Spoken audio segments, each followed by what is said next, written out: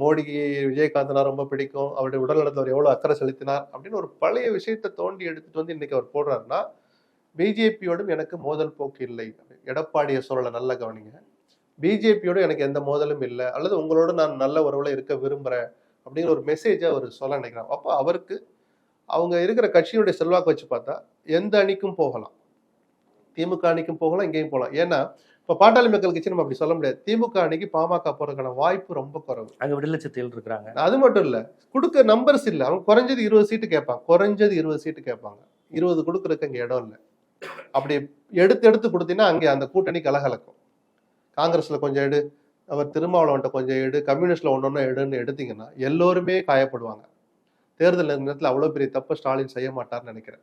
So இன்னைக்கு இருக்கிற நிலைமையில அங்கே கொடுக்க இடம் இல்லை. திருமாவளவனே வெளியே போனா கூட அந்த 6 இடம் 8 இடம் எப்படி சார் போதும்? பாமக அதை வாங்கிட்டு வந்துருவாங்களா? ஈக்குவேஷனை சரி பண்றோன்ட்டுன்னு எகைன் நீங்க இன்னொரு 10 சீட்டு தேடணும்.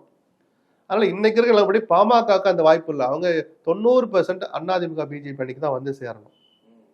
ஆனா தேமுதிகக்கு ஒரு 10 இடம் அப்படின்னு அவங்க நினைச்சா கூட திமுக இன்னைக்கு இருக்கிற நிலைமையிலே கொடுக்க முடியும்.